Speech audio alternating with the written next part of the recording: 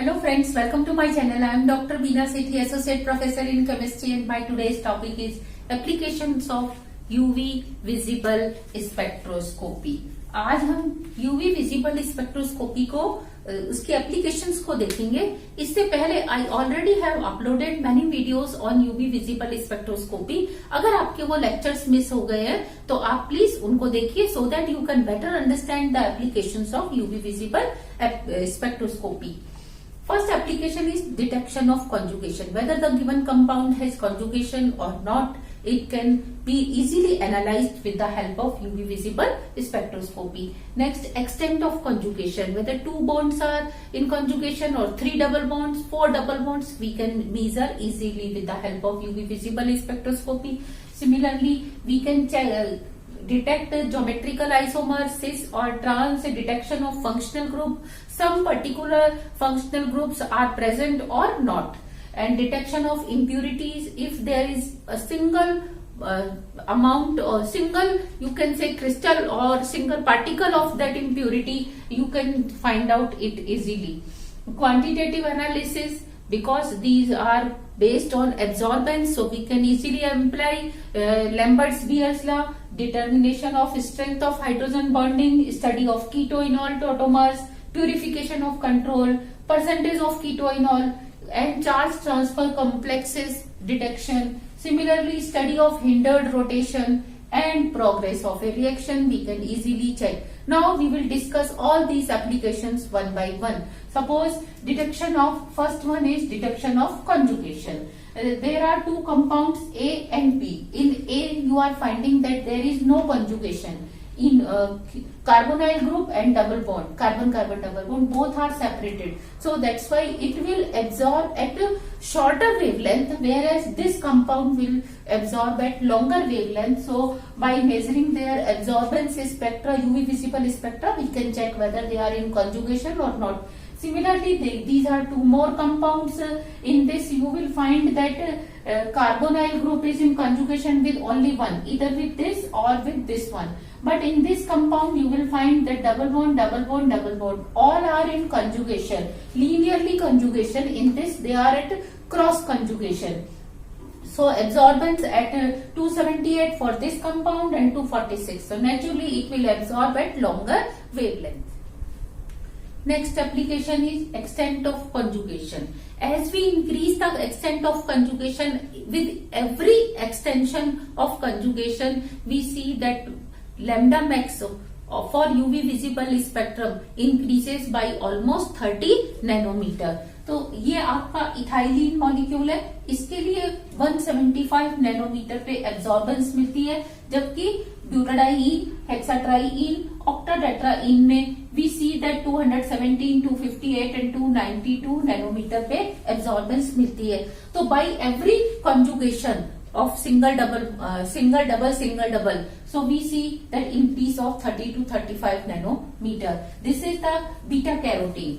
Beta carotene occurs in carrot, और इसके कारण इसमें हम क्या देख रहे हैं, 1 2 3 4 5 6 7 8 9 10 11 double bonds are in conjugation, and because of this it happens, इसका absorbance जो है it happens in visible light, और आपको दो पीक मिलते हैं, one at 455 nanometre, other at 478 nanometre, and the molar absorptivity for this transition is 1,22,000 and for this 1,39,000. और जितने भी कंपाउंड्स जिनके लिए हम क्या देखते हैं कि 8 से ज्यादा अगर greater than 8 double single double हो जाते हैं तो वो सब क्या होते हैं, 400 से अबव नैनोमीटर पे आ जाता है उनका एब्जॉर्बेंस, और वो सभी क्या होते हैं, कलर्ड. लेकिन जब तक 8 से कम है तो वो कंपाउंड जनरली क्या होते हैं,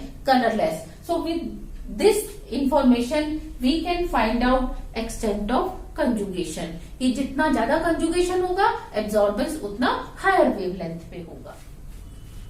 next application is detection of geometrical isomers. These are two different isomers of stilbene. Stilbene is trans and this one is cis. Because of trans, both bulky groups are in opposite direction. जिससे इनके बीच का hindrance क्या होता है, कम हो जाता है और ये molecule as a planar molecule ही रहता है। जबकि इसमें दोनों बल्कि ग्रुप्स सेम साइड पे होने से इनमें हिंड्रेंस होता है और एक बल्कि ग्रुप थोड़ा सा ऊपर, दूसरा थोड़ा सा नीचे आ जाता है, जिससे कोप्लेनरिटी जो है वो फिनिश हो जाती है। अब मॉलिक्यूल प्लेनर नहीं रहता, तो इस बेंजीन रिंग के इलेक्ट्रॉन्स इस बेंजीन रिंग के इलेक्ट्रॉन्स के साथ अब कंजुगेशन में नहीं रहते, क्योंकि उनकी कोप्लेनरिटी क्या है, फिनिश हो गई। और रेजोनेंस के लिए ये बहुत जरूरी है कि कोप्लेनरिटी हो। तो जब इसमें रेजोनेंस है और इसमें रेजोनेंस नहीं है, तो हम क्या देखते हैं, इस केस में जो होमो और लूमो का जो गैप है, this one is LUMO, this one is HOMO, इसका जो गैप है वो क्या होता है, कम। जबकि इस केस में लूमो और होमो का गैप क्या होता है, ज्यादा। जैसे जैसे एक्सटेंशन ऑफ कंजुगेशन इंक्रीज होता है, वैसे वैसे लूमो और होमो का गैप क्या होता है, कम। इसीलिए वो कंपाउंड कलरलेस से कलर की तरफ मूव कर जाता है। इसका अगर हम एब्जॉर्बेंस देखें तो 294 नैनोमीटर पे और एब्जॉर्प्टिविटी कोफिशिएंट आता है 24,000 पे, जबकि इसका 278 नैनोमीटर पे और इसका मोलर एब्जॉर्प्शन भी क्या होता है, कम होता है और 9350 होता है ओनली। सिमिलरली अगर हम सिनेमिक एसिड को देखें तो ये दो आइसोमर्स है सिनेमिक एसिड के, this one is cis and this one is trans. Trans के केस में बेंजीन और COOH दोनों क्या है, अपोजिट डायरेक्शन में है, इनमें हिंड्रेंस कम है। जबकि इसमें हम देखेंगे दोनों के बीच में हिंड्रेंस बहुत ज्यादा है, इसीलिए इसकी कोप्लेनरिटी फिनिश हो जाएगी, जबकि इसकी कोप्लेनरिटी मेंटेन रहेगी। तो इसका स्पेक्ट्रम आपको, क्योंकि इस केस में अगेन होमो और लूमो का गैप कम होगा, तो you will find that 272 means longer wavelength, जबकि इसका आपको मिलता है 268 से। तो ऐसे अगर आपको पता हो कि ये सेम कंपाउंड के दो आइसोमर्स हैं, तो आप क्या कर सकते हो, उनका एब्जॉर्बेंस देख के, यूवी विजिबल एब्जॉर्प्शन स्पेक्ट्रा देख के आप फाइंड आउट कर सकते हो कि यस इसका मैक्सिमा इतने पे, इसका इतने पे, तो ये ट्रांस है, अदर वन इज सिस। तो हम ज्योमेट्रिकल आइसोमर्स को आइडेंटिफाई कर सकते हैं। Next application is detection of functional groups. जैसे आपने किसी एक कंपाउंड का स्पेक्ट्रा लिया, यूवी विजिबल स्पेक्ट्रा, और उसने ग्रेटर देन 200 नैनोमीटर पे आपको कोई पीक नहीं दिया, एब्सेंट है, यानी कि आपके जो सारे पीक है वो ये अगर 200 की लाइन है तो 200 से नीचे है, तो इट मीन्स ये वाले सारे कंपाउंड्स या फंक्शनल ग्रुप उसमें नहीं हो सकते। ये कौन कौन से हैं, जैसे डबल सिंगल डबल कंजुगेशन या डबल सिंगल ट्रिपल कंजुगेशन या फिर carbonyl group with conjugation, benzene ring और आयोडीन। तो 200 के अबव नहीं मिलना अपने आप में ये इंडिकेट करता है कि दीज ग्रुप्स आर एब्सेंट। लेकिन प्रेजेंट क्या हो सकता है कि फ्लोरो हो सकता है, क्लोरो हो सकता है, isolated double bond, isolated triple bond, amino acid group, ester group, amido group, cyano group and mercapto group present हो सकता है। सिमिलरली अगर आपको पीक यहां मिला, 200 के अबव मिला, तो अब आप क्या कह सकते हो कि ये वाले सारे ग्रुप प्रेजेंट है, इनमें से कोई सा प्रेजेंट हो सकता है। तो आप इस तरीके से आइडेंटिफाई कर सकते हो कि these functional groups are present और they are absent. Next, detection of impurities. जैसे कोई एक कंपाउंड सपोज वो एक पर्टिकुलर वेवलेंथ पे एब्जॉर्ब करता है, जैसे हमने बेंजीन का देखा कि 254 पे एब्जॉर्ब करता है।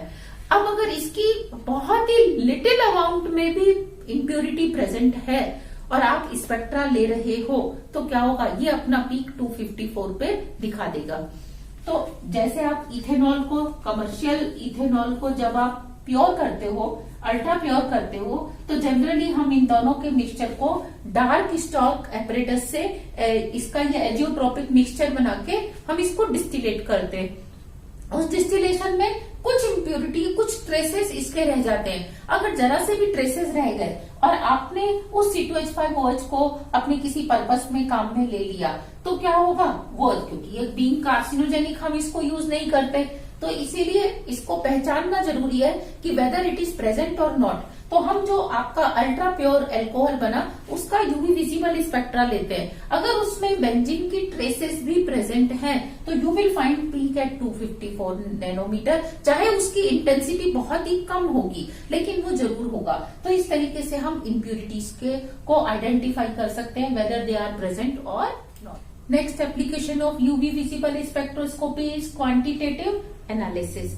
क्वांटिटेटिव एनालिसिस में ध्यान दो कि सपोज हमारे पास एक सॉल्यूशन गिवन है, इस सॉल्यूशन की हमें कंसंट्रेशन नहीं पता और ये कलर्ड कंपाउंड है, या ऐसा कंपाउंड का सॉल्यूशन है जो यूवी विजिबल रेंज के अंदर कहीं ना कहीं एब्जॉर्ब करता है। तो हम क्या करते हैं कि सपोज ये कंपाउंड ए था, हमने इसकी कंसंट्रेशन को फाइंड आउट करना है, तो हम इसी सब्सटेंस के 10 या ज्यादा क्या करते हैं, डिफरेंट कंसंट्रेशन के सॉल्यूशंस बना देते हैं और उन सॉल्यूशंस की हम एब्जॉर्बेंस नोट करते हैं। जैसे आपने पहले 5 ppm का बनाया, 10 का बनाया, 15 का बनाया, 20 का, 25 का, 30 का, 35, 40, 45, 50, ऐसे आपने 10 डिफरेंट कंसंट्रेशन के सॉल्यूशंस बना लिए। इनकी आपने एब्जॉर्बेंस नोट की तो यू विल फाइंड दैट उनकी एब्जॉर्बेंस क्या है, इंक्रीज हो रही है and you will get one curve. इस कर्व को हम क्या कहते हैं, कैलिब्रेशन कर्व कहते हैं।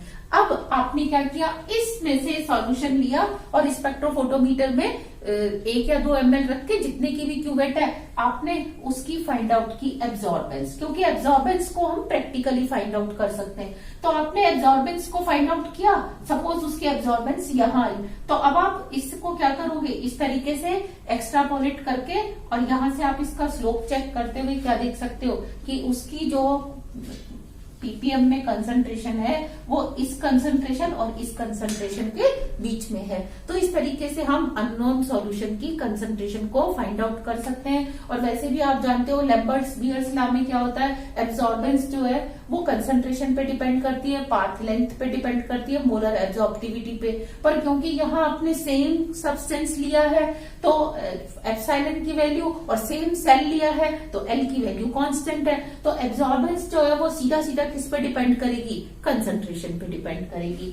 नेक्स्ट हम क्या कर सकते हैं, we can find out the strength of hydrogen bonding. जैसे कार्बोनाइल कंपाउंड्स जो है ग्राउंड स्टेट में पोलर सॉल्वेंट्स अगर हैं तो उसके साथ क्या करते हैं, हाइड्रोजन बॉन्ड बनाते हैं और ये उसके नॉन बॉन्डिंग इलेक्ट्रॉन्स स्टेबलाइज हो जाते हैं। लेकिन अगर आपने non polar solvent like hexane ले रखा है तो अब इसके बीच में हाइड्रोजन बॉन्डिंग पॉसिबल नहीं होती। तो हम दोनों की केस में, एक बार पोलर सॉल्वेंट में एक बार नॉन पोलर सॉल्वेंट में, हम इस सेम कंपाउंड का एब्जॉर्बेंस नोट करते हैं। जो लैम्डा मैक्स आती है उसका जो डिफरेंस होगा वो डिफरेंस हमें क्या देगा, हाइड्रोजन बॉन्डिंग का एक्सटेंट या उसकी स्ट्रेंथ बता देगा कि उसमें कितना स्ट्रॉन्ग हाइड्रोजन बॉन्ड था। तो इस तरीके से हम determination of strength of hydrogen bonding कर सकते हैं। सिर्फ आप सेम कंपाउंड का दोनों अलग अलग सॉल्वेंट में, एक में जिसमें हाइड्रोजन बॉन्डिंग पॉसिबल है, एक जिसमें नहीं है, दोनों में आप उसका एब्जॉर्बेंस नोट करो और लैम्डा मैक्स को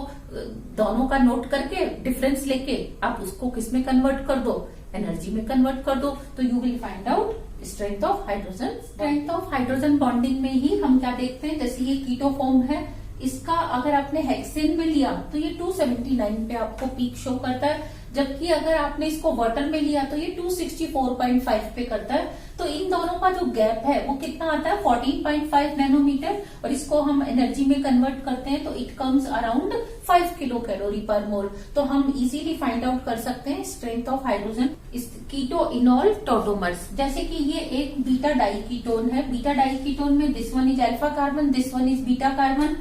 इसमें दोनों जो बॉन्ड कार्बोनाइल ग्रुप है वो कीटो फॉर्म में है, तो इसमें N2 पाई स्टार ट्रांजिशंस होंगे और N2 पाई स्टार ट्रांजिशंस क्योंकि फॉरबिडन होते हैं इसीलिए वो वीक होंगे। लेकिन अगर ये इनॉल फॉर्म में आ जाए तो अब ये characteristic transition pi to pi star वाला, क्योंकि यहाँ carbon double bond carbon present है, इसमें carbon double bond carbon present नहीं है, तो ये इसलिए कार्बन डबल बॉन्ड कार्बन वाला कैरेक्टरिस्टिक जो पीक है 273 नैनोमीटर पे वो आपको दिखाएगा और उसका एब्जॉर्प्टिविटी कोफिशिएंट भी कितना है, 10,500। तो इस तरीके से इनके पीक्स की हाइट देख के अगर ये इतना ही मिल रहा है इट मीन 100% ये इस फॉर्म में, जैसे जैसे इस पीक की इंटेंसिटी कम होती जाएगी हम देखते जाएंगे कि वो फॉर्म इसमें कन्वर्ट हो गई है। सिमिलरली ये मैंने बीटा कीटो ईस्टर लिया, बीटा कीटो ईस्टर की कीटो फॉर्म है, ये इनॉल फॉर्म है, इसमें केवल N2 पाई स्टार ट्रांजिशन होंगे और इसमें पाई टू पाई स्टार ट्रांजिशन भी होंगे।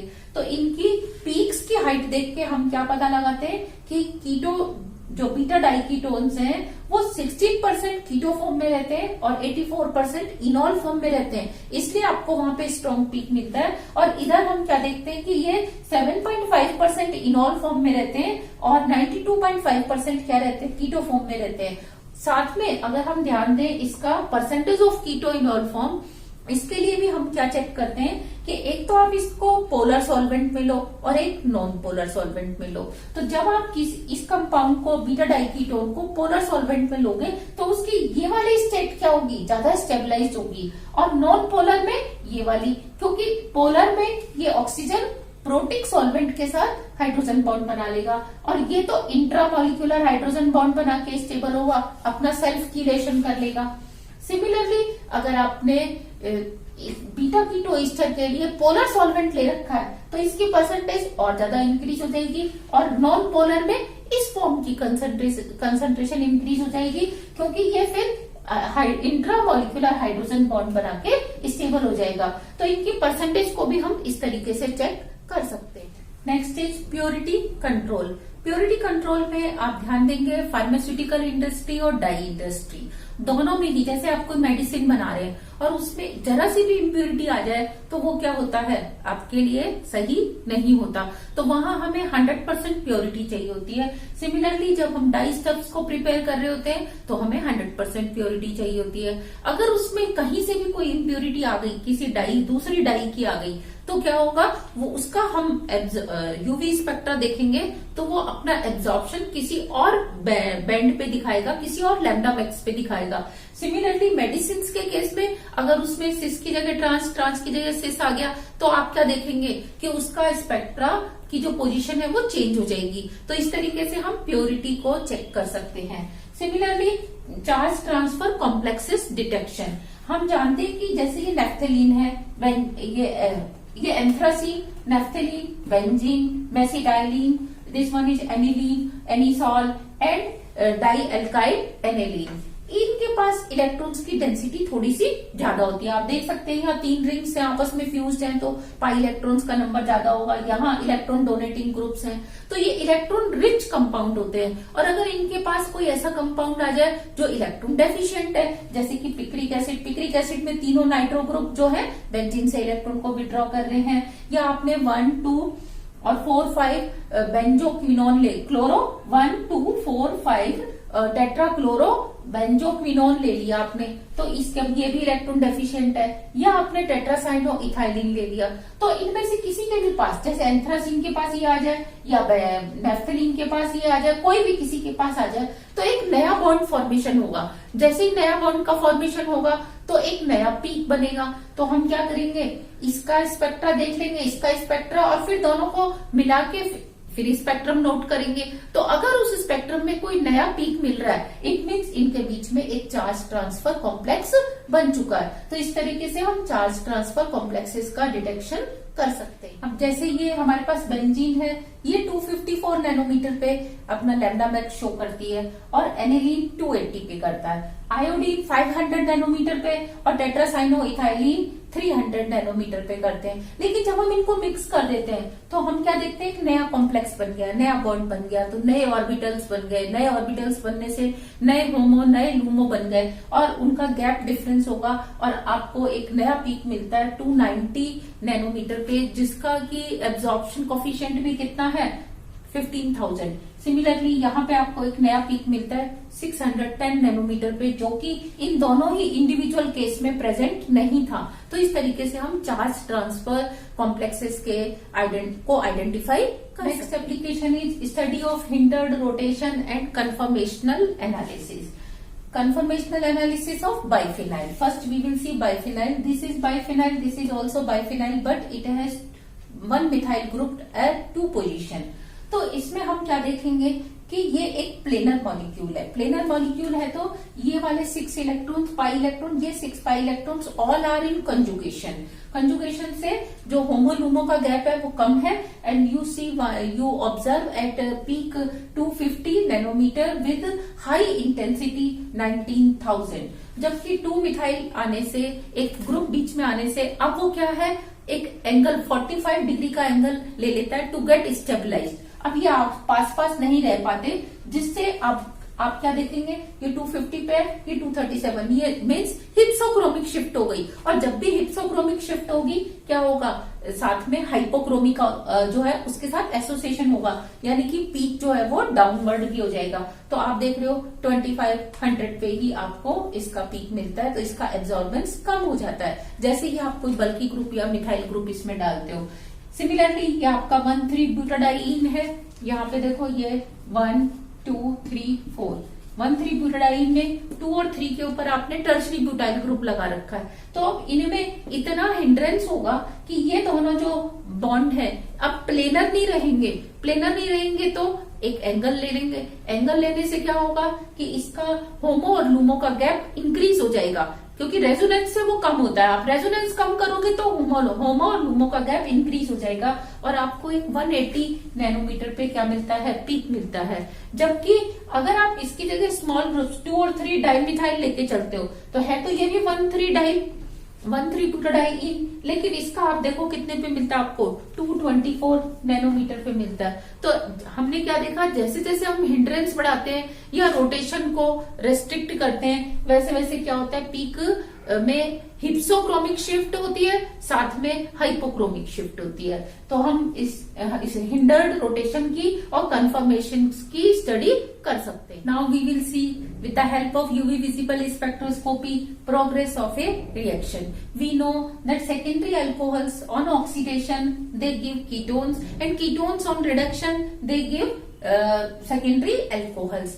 अब अगर हम इसको बोथ वे रिएक्शन को चेक कर सकते हैं, आपने पहले कीटोन से स्टार्ट किया और आपने 0 टाइम पे क्या देखा कि 0 T=0 पे N2 पाई जो कि कैरेक्टरिस्टिक ट्रांजिशन है किसका, एसीटोन का, आपको उसका एक पीक फिक्स हाइट का मिलता है। लेकिन जैसे जैसे इसकी कंसंट्रेशन आप रिडक्शन कर रहे हो, जैसे जैसे इसकी कंसंट्रेशन कम होती जाएगी अल्कोहल की इंक्रीज होती जाएगी। तो after 5 minute, after 10 minute, after 15 minute आप मिक्सचर में से क्या करेंगे, एक छोटा सा लॉट लेके उसका एब्जॉर्बेंस स्पेक्ट्रा आप नोट करेंगे यूवी विजिबल। तो विद टाइम उसकी जो हाइट है वो क्या होती जाएगी, डिक्रीज होती जाएगी। पहले इतनी थी T=0 पे, T=50 पे इतनी आ जाएगी और हो सकता है जब रिएक्शन कंप्लीट होने को आए तो ये बिल्कुल ही डिसअपियर हो जाए। और अगर आप इसका रिवर्स चेक करो कि अल्कोहल लो और उसका आप ऑक्सीडेशन करके क्या बनाओ, एसीटोन बनाओ, तो इन द बिगिनिंग